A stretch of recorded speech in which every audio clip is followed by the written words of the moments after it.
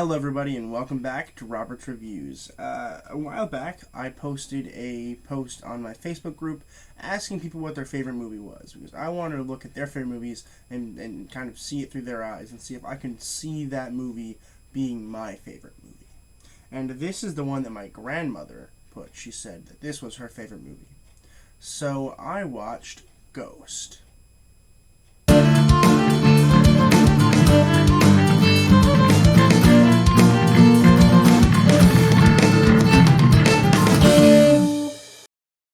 Ghost was released in 1990. It was written by Bruce Joel Rubin and directed by Jerry Zucker.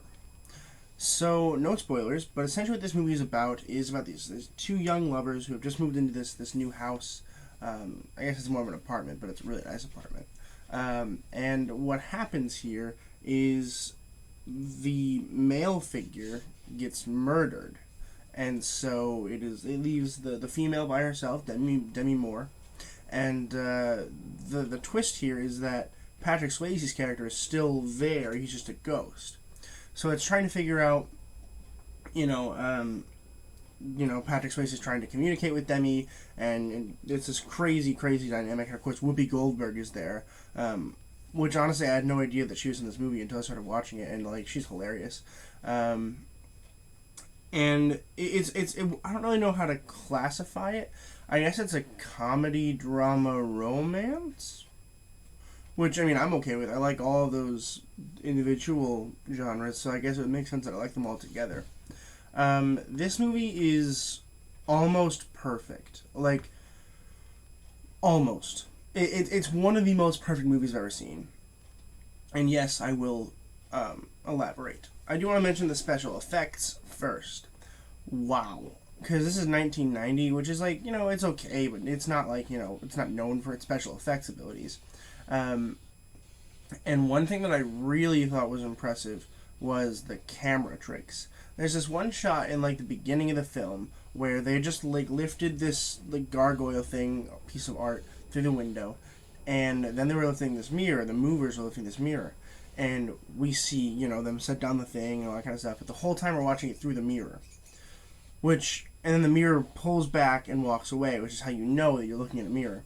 And to the average viewer, that might be okay, that was kind of cool. But to me, that blew my mind. Okay, because here's why. This is 1990. Okay?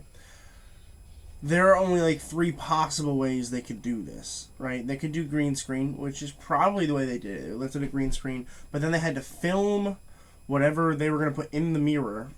They had to film it and then reverse it so it was reversed like a mirror would be.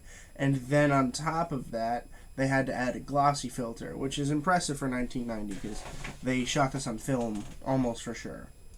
And then they also could have just lifted a screen and the screen be playing what it is, which then would give them the glossy effect that they were looking for.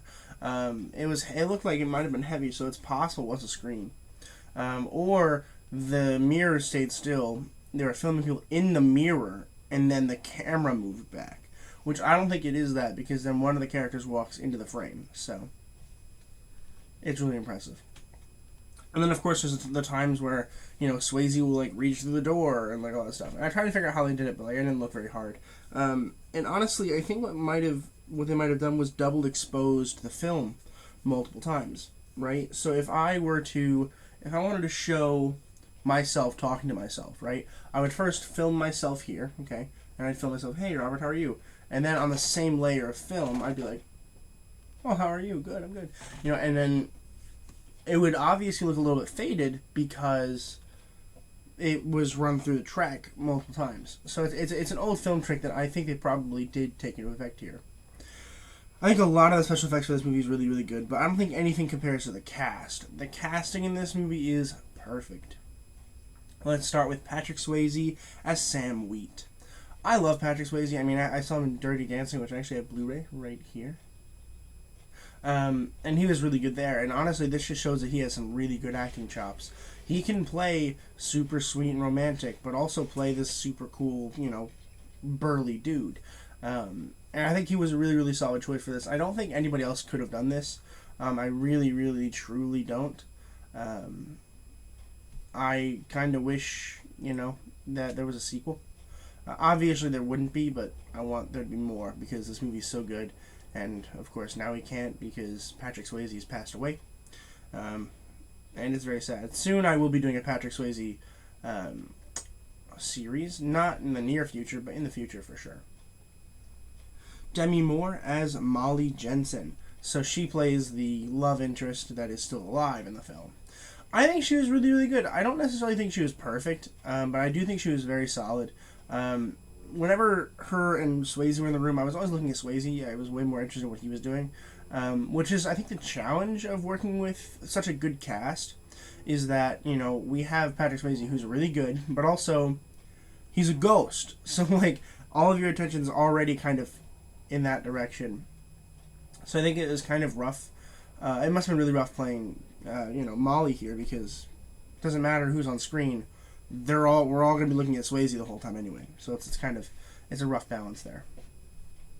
And Whoopi Goldberg is Oda Mae Brown. She was freaking funny. She's definitely the comic relief of the film, which there always is a comic relief character. I don't care what movie you're watching, there's a comic relief character.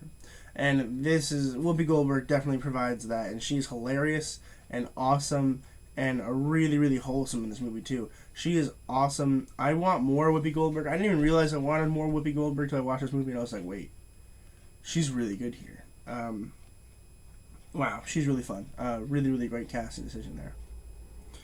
Overall, this movie's really, really great. I had a great time watching it. I hope there are movies like it that I get to watch, but I suppose there probably isn't, which is sad.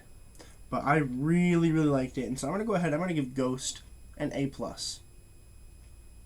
A near perfect movie. Had a great time watching it. If you guys haven't seen it, check it out. If you guys have, let me know in the comments below what you guys thought of it. I love talking to people about it. I love talking to people about movies, so I would really appreciate it if you guys did that. It'd be a huge help and be a lot of fun. Please consider subscribing if you guys are interested in all the stuff that I'm doing. Every single Friday, I've got new releases coming out for the new movies that are coming out on Fridays, and then every single day of the week, I have new series going on. So make sure you guys are following up and subscribing, and as always, keep watching movies and television, stay educated, and I'll see you guys in the next video.